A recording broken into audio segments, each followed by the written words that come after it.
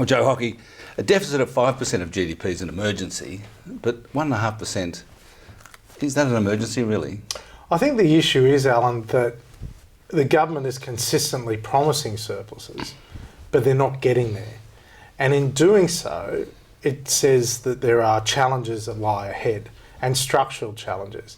And when you actually look at some of the cyclical challenges that underlie the headline numbers in the budget, you can see that unless the government takes remedial action, or whoever's in government takes remedial action immediately, the debts and deficit are just going to keep growing. Yeah, but there's a fine line, isn't there, particularly in opposition, whether you come out with extravagant statements like crisis and emergency when it's clearly not, you know, apart from perhaps in political terms, which tends to frighten people. You know, I mean, we have a potential problem of confidence in the country, business and consumer, and you guys are going around saying we have a fiscal emergency when we don't. Well, if you're entitled to that opinion. My opinion is, unless we address some of the structural issues in the budget, we are going to continue to increase borrowings.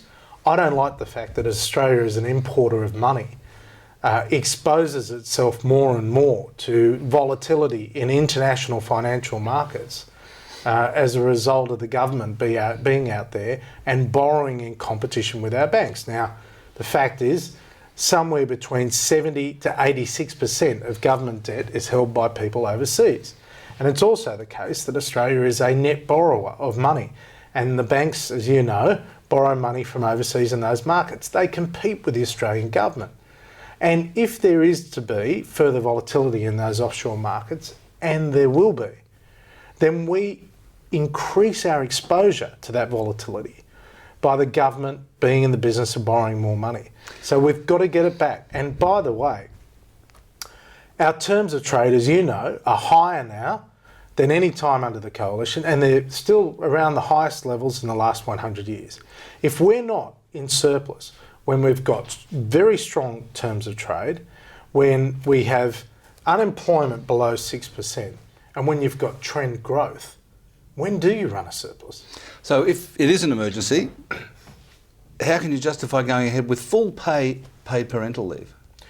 Well, what we've said is that's going to be paid for by the increasing 3,000 largest businesses, and we've also said that we'll have modest tax cuts associated with that. But what you'll see before the election is our whole plan and the timing of that plan. And I can assure you that we are very focused on the immediate fiscal challenge. Will it be different to what it is now? Well, I'm not going to give you the scoop, but I can say to you... Come on, Joe. What? Yeah, you can try, but I'm not going to preempt where things are at. We want to see the final budget numbers, which are released 10 days into the campaign, and that will influence a number of initiatives, obviously. So you referred to the record terms of trade, the record investment. It's arguable we're coming out of a China-inspired economic bubble, and we're coming out with $220 billion of accumulated deficits. Are you conscious of the risk in trying to deal with the scale of the fiscal issues, that you could actually plunge the economy into something quite unpleasant? Look, I am very mindful that consumer confidence is fragile, that business confidence is fragile. I am very mindful of that, and that's weighing heavily on our thinking. That's one of the reasons why we were determined to maintain the current personal tax rates rather than withdrawing them back to the pre-carbon tax package levels. The same with the pension.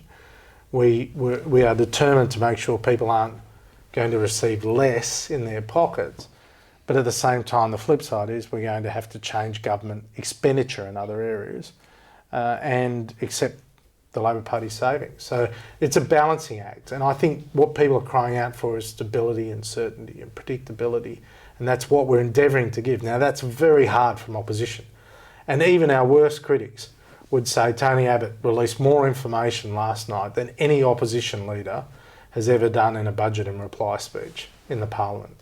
But we're on track. Given the scale of the challenge that you see and the economic circumstance, is this a job of getting a budget back to a sustainable position, a two-term job as opposed to a single term? Probably. I have to look at the we are still peeling back the budget.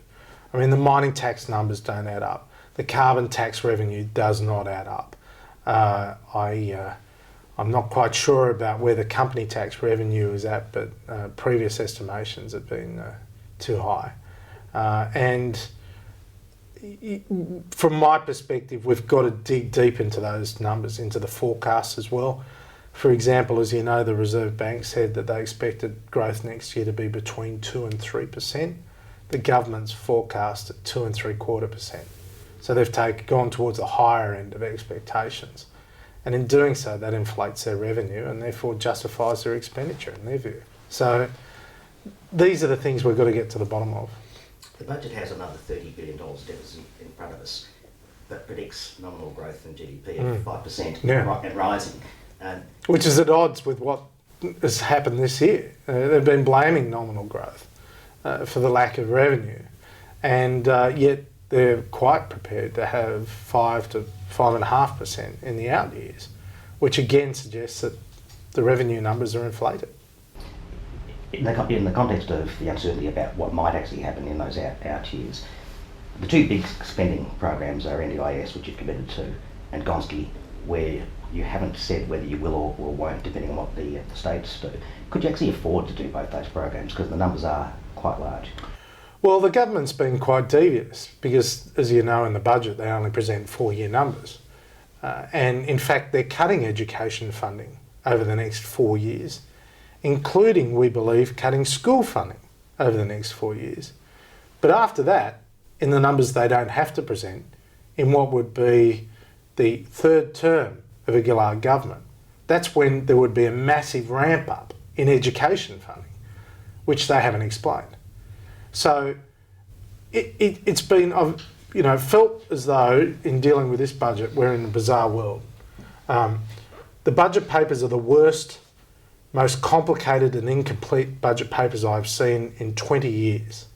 And one good example is they claimed they had 10-year funding for the NDIS, and they have one table in the budget that actually doesn't explain what that 10-year funding is. But in the lockup, they were apparently handing out to journalists, selected journalists only, the list of 10-year funding, which means they didn't even properly prepare the budget papers. I mean, that's not the way to run a budget. But you've committed to the NDIS yourself. We have, yeah. You? So you're in for it. We are, but and we are going going to do it.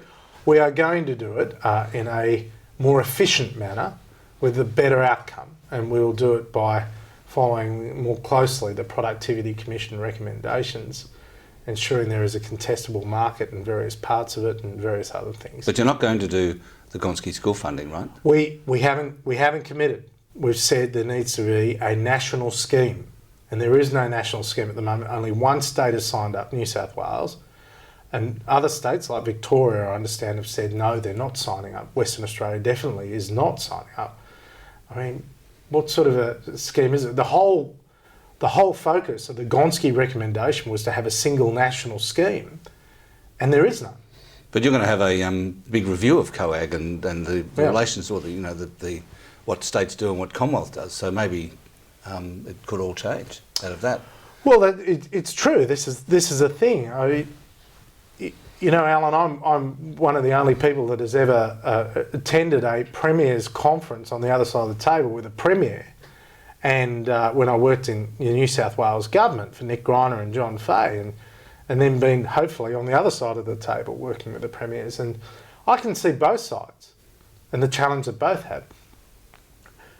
But the thing is, we've only got one taxpayer. And whether you've got federal government or state government imposing taxes on them, or imposing regulations on them, it's the same human being, an Australian out there that is copying it. And from our perspective, and it's very, very important, Tony Abbott has announced that we will redefine the modern view of federalism, and we'll do that in consultation with the states, and we'll take it to the electorate if we are to be re-elected. So that has to affect school funding, right? Well, no, it doesn't. Because what it has to do is work out who's responsible for what. It doesn't mean a cut in the level of funding. No, I don't mean it's a cut. I just mean how it's structured. How it's structured. Absolutely, it may well be that look, we've got to have efficiencies. We can't continue to have thousands of public servants in Canberra second guessing what public servants at a state level are doing. And that's one of the reasons why we do not want to go down the road of federal government funding for metropolitan public transport, because then you're going to have bureaucrats in Canberra that are trying to work out bus timetables and train timetables and zoning laws above railway stations and what the net present value is of certain projects. And come on, I mean, this is not. So you're going to get rid of 12,000 of them. Yeah. Where'd you get that number from? Well, it's natural attrition over 2 years. So every year, 6,000 public servants leave. At this stage, yeah. I mean, there is a ramp up in a sense of the number of public servants that will retire over the next few years. Well, the problem with that is the people. Is that retirement or leaving for other jobs? Well, and it can be leaving for other jobs. Because the problem with that is that the people who leave are those who can get another job because they're good. It might be the case. And the duds get left behind. Yeah. Well, I mean, we will obviously speak with department heads about the exact nature of it, but that is what we're budgeting for, and that's what will come out. One of the things you've talked about is the size of government. I think it's a bit over 25% of GDP today. Leaving aside what you may or may not do in that first term, the 12,000 public servants and so on, do you have a view about what the rational size of government relative to GDP ought to be in the long term? Well, I wouldn't put a target on it because obviously there are going to be fluctuations according to economic conditions. But from my perspective, you've got to look at the engagement of the public sector in the life of the private sector, and the fact that we've got 20,000 more regulations in the last 5 years. Well, the public service in Australia generally has increased by 141,000 over the last 5 years, 20,000 in Canberra. So, look, if they're frontline people, you can understand it with the growth in the economy, right? Because you will have more people going to school and more people in hospitals and so on. So if it's nurses and teachers, okay, you can understand it, even though I'd like to see more of them in the private sector than the public sector. But having said that, but it's the intrusion in people's lives. And you just think about your everyday life, how the regulation has become so onerous over the years. And I've often told the story about, my dad running a small business, and he put the A-frame out one morning outside to say now open. And along came a council guy and said, you need a permit for that. And you've got to pay that permit. What the hell is that about? And sorry, you've got to have it on this place, not on that place. And every part of our life is regulated. And the more you regulate, the more you crush innovation. So you'll have the streets full of A-frames. Well, we love to at election time, Alan. We all try and do that. But that's the thing. It's a little example, but it's, another example. I mean, I'm gas banging on, but, I went to a pizza place the other day and they said 2 tables outside. You can't put them together because they make too much noise. So you've got to have them 6 inches apart. They make less noise. And you can only have 7 chairs, not 8, even though each table has 4 sides. Because the neighbours say 8 chairs is too noisy, but 7 chairs is okay. This is the stuff. Hang on, what's going on? Yeah, but they're not federal legislation. No, but it's the culture of regulation, and federal government is as bad as anyone else. And you're going to empower. In fact, you're going to empower local councils. Well, probably. Well, no, I mean that's not our position. But ease up. But from my perspective, right? We've been as guilty, and Liberal has been as guilty as Labor on this, right? So I'm not going. But the starting point is someone has to do something. Now, for example, in relation to FOFA, we railed against a whole lot of new regulation on FOFA, and we will wind that back. And why? Because it's unbelievably onerous. But for people, the paperwork associated with it is ridiculous. And one of the key reasons, if I can just add in, one of the things that was really important last night was Tony Abbott announcing that we're moving small business into the Treasury portfolio. And why are we doing that? Because I think a lot of regulation, particularly out of Treasury agencies like ASIC and the ACCC and some of the others, that has focused on, designing regulation for big business, for the businesses that can get in the door in Canberra, for the businesses that have enormous legal departments and compliance departments and human resources departments and so on. Whereas a small business in Australia doesn't have all of that. And therefore the benchmark for regulation should be a small business and not a big business for the generic business regulation in Australia. So I have a couple of questions from Bob Gottliebson, who can't be with us today, unfortunately. First question is to do with that. What's your timetable for extending consumer protection type legislation to protect small business in their contracts with large businesses? Well, we've said that the first term, we've said in the first term we are going to have a review of the competition laws, and part of the reason why we bring small business into Treasury is to help with that review, because we do want it to have a small business focus and the equality of opportunity for small business. So that'll be part of the more general review into the competition laws. The other one is, will you remove Martin Parkinson, the Treasury Secretary? I've got no plans to remove anyone other than Wayne Swan. Do you, Bob didn't ask it, but it's my supplementary question, is do you blame Treasury for the misforecasts of the last 5 years? Well, I'm reluctant to, I must say, because ultimately the forecasts that are published belong to the Treasurer. His name is on the front of the document, and the Minister for Finance. Their names are on the front of the budget documents. But he's not a macroeconomist with a model in his office. But he's not. What is interesting is that there are a lot of Treasury officials now in the Treasurer's office on a scale that we haven't seen before. We now have more departmental people working in ministerial offices, Treasury departmental people working in ministerial offices as political staff than ever, by far, in multiples.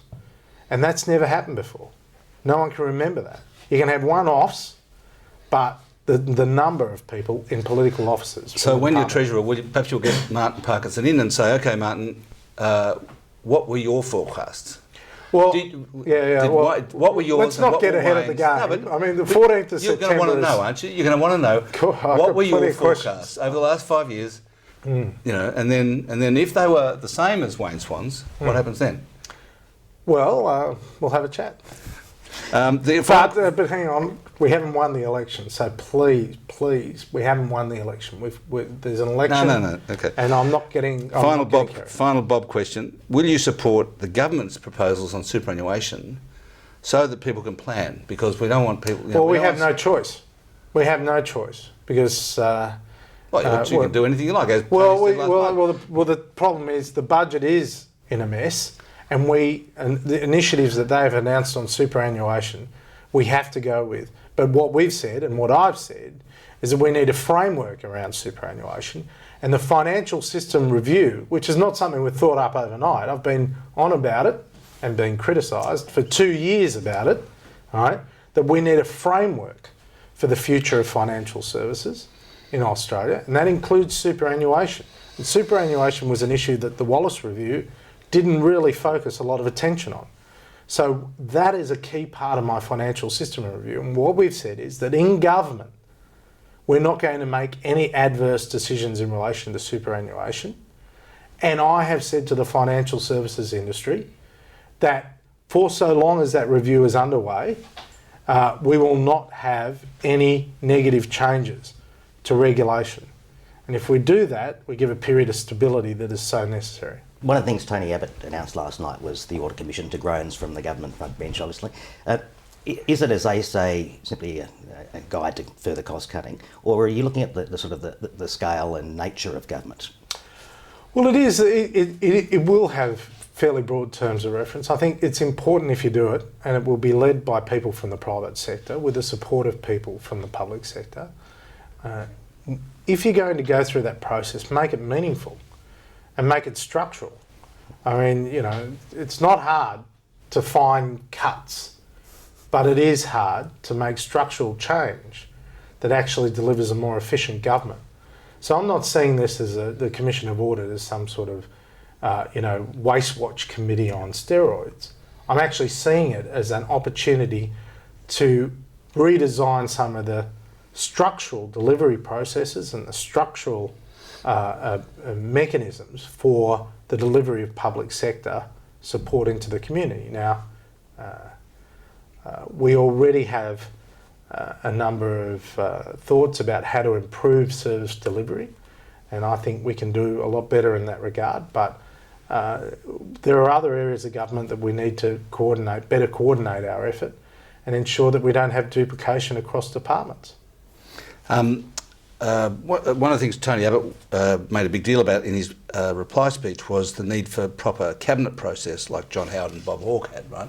Now, there are misgivings in your party room about the paid parental leave scheme, not just because of that, but also because of it was just announced without going to cabinet.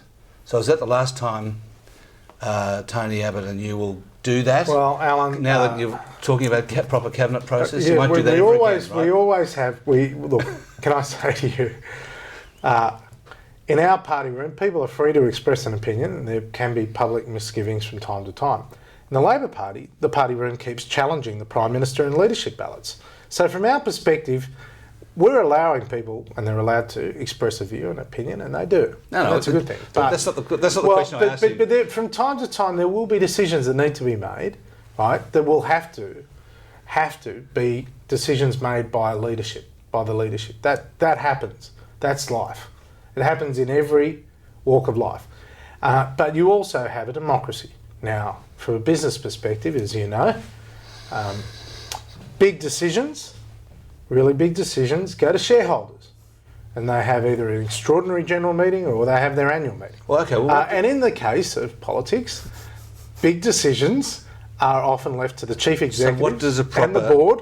What does a proper cabinet process involve? What does that mean? Well, it means does it mean that PPL doesn't go to the it means discussions about the issues. I mean, for example, I went to Shadow Cabinet on Monday and spoke with my colleagues about the challenge associated with Labor failing to legislate $28 billion of savings from last year's budget.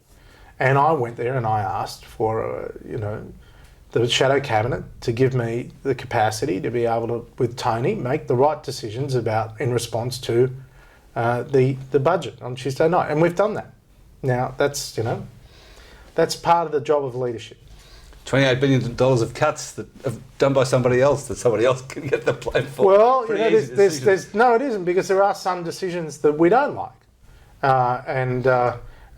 For example, the changes to superannuation we don't like. And we've said that.